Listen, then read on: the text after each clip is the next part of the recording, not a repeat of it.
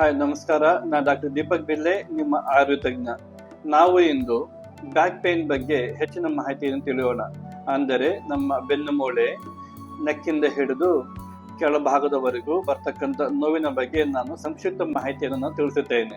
ಅವುಗಳನ್ನು ನಾವು upper back pain, middle back pain, lower back pain, acute back pain, chronic back pain, sciatica, disc related pains ಮತ್ತು muscle strain, postural pain ಹಾಗೂ mechanical back pain. ಹೀಗೆ ನಾವು 10 ರೀತಿಯ back pain ಬಗ್ಗೆ ಒಂದು ಸಂಕ್ಷಿಪ್ತ ಮಾಹಿತಿಯನ್ನು ತಿಳಿಸುತ್ತೇನೆ.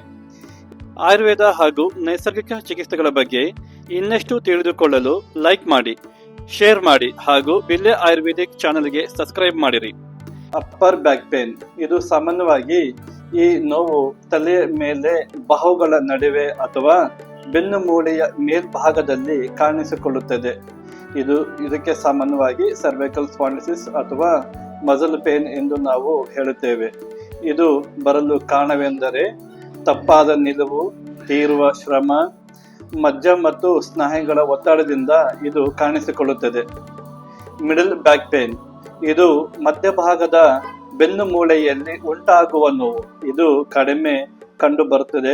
ಇದು ಬರಲು ಕಾರಣವೇನೆಂದರೆ ಮಾಂಸಪೇಶಿಗಳ ಒತ್ತಡ, ಮೂಳೆಗಳ ಶೋಷಣೆ, ತೀವ್ರ ಶರೀರ ಕ್ರಿಯೆ. ಅಂದರೆ ಹೆಚ್ಚು ಹೊತ್ತು ಕೂತು ಕೆಲಸ ಮಾಡುವಾಗ, ಬೆಂಡಾಗಿ ಕೆಲಸ ಮಾಡುವಾಗ ಈ ಮಿಡಲ್ ಬ್ಯಾಕ್ ಪೇನ್ ಕಾಣಿಸಿಕೊಳ್ಳುತ್ತದೆ. ಲೋಯರ್ ಬ್ಯಾಕ್ ಪೇನ್ ಇದು ಸಾಮಾನ್ಯವಾಗಿ ಎಲ್ಲರಲ್ಲೂ ಕಂಡು ಬರ್ತಕ್ಕಂತಹ ಬೆನ್ನು ನೋವಿನ ಒಂದು ರೂಪವಾಗಿದೆ. ಇದು ಬರಲು ಕಾರಣವೇನೆಂದರೆ ಇನ್ಕರೆಕ್ಟ್ ಪೋಸ್ಚರ್, ಭಾರವಾದ ವಸ್ತು ಎತ್ತುವುದು ಅಥವಾ ಹೆಚ್ಚು ಹೊತ್ತು ಕೂತು ಕೆಲಸ ಮಾಡುವುದು ಅಥವಾ ಬೈಕ್ನಲ್ಲಿ ಲಾಂಗ್ ಡ್ರೈವ್ ಹೋಗುವುದು, ಇಂಥವರಿಗೆ ಈ ಲೋಯರ್ ಬ್ಯಾಕ್ ಪೇನ್ ಕಾಣಿಸಿಕೊಳ್ಳುತ್ತದೆ. ಅಕ್ಯೂಟ್ ಬ್ಯಾಕ್ ಪೇನ್ ಇದು ಅಲ್ಪ ಕಾಲಕ್ಕೆ ಉಂಟಾಗುವ ತೀವ್ರ ನೋವು. ಅವಧಿ 4 ವಾರಗಳ ಒಳಗೆ ಸಾಧಾರಣವಾಗಿ ಆಗಿರಬಹುದು. ಇದು ಬರಲು ಕಾರಣವೇನೆಂದರೆ ಹೃದಯಾಘಾತ, ಸ್ನಾಯು ಎಳೆಯುವುದು ಮತ್ತು ನಮ್ಮ ಎಡವಟ್ಟಿನಿಂದ ಬಿದ್ದು ನೋವನ್ನು ಮಾಡಿಕೊಂಡರೆ ಈ ನೋವು ಕಾಣಿಸಿಕೊಳ್ಳುತ್ತದೆ.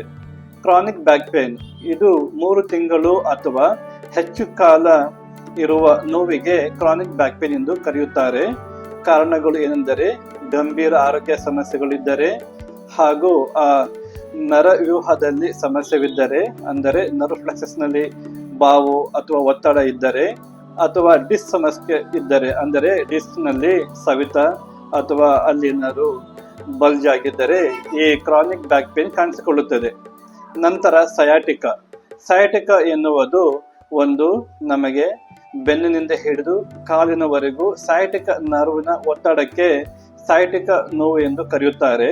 ಇದರ ಲಕ್ಷಣಗಳು ಏನೆಂದರೆ ಕಾಲಿಗೆ ತುಂತುರು ನೋವು, ಅಂದರೆ ನಮಗೆ ಕೆಲವೊಂದ್ಸರಿ ಆ ನೋವು ತುಂತುರವಾಗಿ ಕಾಣಿಸಿಕೊಳ್ಳುತ್ತದೆ. ತೀವ್ರ ಎದೆಯು ಸಹಿತದಂತಹ ನೋವು. ಕಾರಣ ಸಯಾಟಿಕ ನರ್ವಿನ ಒತ್ತಡ ಹೆಚ್ಚಾದರೆ ನಮಗೆ ಅದು ಅತಿ ಹೆಚ್ಚಿನ ನೋವು ಕಾಣಿಸಿಕೊಳ್ಳುತ್ತದೆ. ಹೀಗೆ ನಾವು ನೆಕ್ಸ್ಟ್ ನೋಡುವುದಾದರೆ ಡಿಸ್ಕ್ ರಿಲೇಟೆಡ್ ಪೇನ್, ಅಂದರೆ ಬೆರಳಿನ ಮಜ್ಜ ಸರಿದು ನರಗಳ ಒತ್ತಡವ ಪರಿಸ್ಥಿತಿಗೆ ಈ ಡಿಸ್ಕ್ ರಿಲೇಟೆಡ್ ಪೇನ್ ಕಾಣಿಸಿಕೊಳ್ಳುತ್ತದೆ. ಅಂದರೆ ನಮ್ಮ ಬ್ಯಾಕ್ ನಲ್ಲಿ ಇರ್ತಕ್ಕಂಥ ಆ ಎಮ್ಕೆಗಳು ಸರಿದು ಅದು ನರದ ಮೇಲೆ ಒತ್ತಡವಾಗುತ್ತದೆ. ಆಗ ಈ ಡಿಸ್ಕ್ ರಿಲೇಟೆಡ್ ಪೇನ್ ಹೆಚ್ಚಾಗುತ್ತದೆ. ಇದು ತೀವ್ರ ನೋವನ್ನು ಕಾಣುತ್ತದೆ ಹಾಗೂ ಮೂಳೆಯ ಚಲನೆಗೂ ಕಷ್ಟವಾಗುತ್ತದೆ. ಮಸಲ್ ಸ್ಟ್ರೇನ್ಸ್ ಇದು ಸಾಮಾನ್ಯವಾಗಿ ಮಜ್ಜೆ ಅಥವಾ ಪೇಶಿಗಳನ್ನು ಹೆಚ್ಚು ಬಳಸುವುದರಿಂದ ಉಂಟಾಗುವ ನೋವು ಇದಕ್ಕೆ ಕಾರಣವಾಗಿದೆ. ಅಂದರೆ ಮಸಲ್ ಮತ್ತು ಟೆಂಡಾನ್ ಹೆಚ್ಚಾಗಿ ನಾವು ಬಳಸಿದಾಗ ಈ ನೋವು ಕಾಣಿಸಿಕೊಳ್ಳುತ್ತದೆ. ಇದು ಸಾಮಾನ್ಯವಾಗಿ ಕೆಲಸದ ಒತ್ತಡ ಹಾಗೂ ಸರಿಯಾದ ಬಯೋಮೆಕ್ಯಾನಿಕ್ಸ್ ಇಲ್ಲದೆ ಶ್ರಮವನ್ನು ಮಾಡುವುದರಿಂದ ನಾವು ಈ ನೋವನ್ನು ಅನುಭವಿಸುತ್ತೇವೆ. ಹಾಗೂ ನಾವು ಇನ್ನೊಂದು ನೋಡುವುದಾದರೆ ಪೋಸ್ಚರಲ್ ಪೇನ್, ಇದು ತಪ್ಪಾದ ನಿಲುವು ಅಥವಾ ಕುಳಿತಿರುವ ಸ್ಥಿತಿಯಿಂದ ಉಂಟಾಗುವ ನೋವಿಗೆ ಇದು ಕಾಣಿಸಿಕೊಳ್ಳುತ್ತದೆ. ಇದು ಸಾಮಾನ್ಯವಾಗಿ ಕಾಣಿಸುವುದು ಕಂಪ್ಯೂಟರ್ ಮುಂದೆ ಗಂಟೆಗಟ್ಟಲೆ ಕುಳಿತುಕೊಳ್ಳುವುದು, ಬೆನ್ನು ನೆರವಿಲ್ಲದೆ ಕುರ್ಚಿನಲ್ಲಿ ಕುಳಿತುಕೊಳ್ಳುವುದು, ಇದರಿಂದ ಪೋಸ್ಚರಲ್ ಪೇನ್ ಕಾಣಿಸಿಕೊಳ್ಳುತ್ತದೆ. ಹಾಗೂ ಮೆಕ್ಯಾನಿಕಲ್ ಬ್ಯಾಕ್ ಪೇನ್ ಇದು ಚಲನೆಯ ಸಮಯದಲ್ಲಿ ಉಂಟಾಗುವ ನೋವು. ಕಾರಣ ಓವರ್ ಯೂಸ್, ಸರಿಯಾದ ಯಂತ್ರ ಅಂದರೆ ನಾವು ಮಸಲ್ ಕೆಲಸ ಮಾಡುವಾಗ ಆ ಮಸಲ್ ಸ್ಟ್ರೇನಿಂದ ಉಂಟಾಗುವ ಪೇನಿಗೆ ಮೆಕ್ಯಾನಿಕಲ್ ಬ್ಯಾಕ್ ಪೇನ್ ಎಂದು ಕರೆಯುತ್ತಾರೆ. ಹೀಗೆ ನಾನು ಅನೇಕ ರೀತಿಯ ಬ್ಯಾಕ್ ಪೇನ್ಗಳನ್ನು ನಾನು ವಿವರಿಸಿದ್ದೇನೆ. ಇವುಗಳು ಸಾಮಾನ್ಯವಾಗಿ ನಮ್ಮ ಚಿಕಿತ್ಸೆಯಲ್ಲಿ ನಾವು ಅದನ್ನು ಕಟಿಬಸ್ತಿ, ಗ್ರೀವಾಬಸ್ತಿ ಅಥವಾ ನಶ್ಯಣು ಅಥವಾ ಮಾತ್ರಾಬಸ್ತಿ ಅಂತಹ ಪಂಚಕರ್ಮವನ್ನು ಮಾಡುತ್ತೇವೆ. ಚಿಕಿತ್ಸೆ, ಮನೆಮದ್ದುಗಳು ಹಾಗೂ ಆರೋಗ್ಯ ಟಿಪ್ಸ್ಗಳ ಬಗ್ಗೆ ಮಾಹಿತಿಗಾಗಿ ನಮ್ಮ ಚಾನೆಲ್ ನೋಡ್ತಾ ಇರಿ. ಯಾವುದೇ ಪ್ರಶ್ನೆಗಳಿದ್ದರೆ ಕಾಮೆಂಟ್ ಬಾಕ್ಸ್ನಲ್ಲಿ ಬರೆಯಿರಿ, ನಾನು ಉತ್ತರ ನೀಡುತ್ತೇನೆ. ನಿಮ್ಮ ಬೆಂಬಲಕ್ಕೆ ಧನ್ಯವಾದಗಳು. ನೈಸರ್ಗಿಕವಾಗಿ ಆರೋಗ್ಯವಂತರಾಗಿರಿ.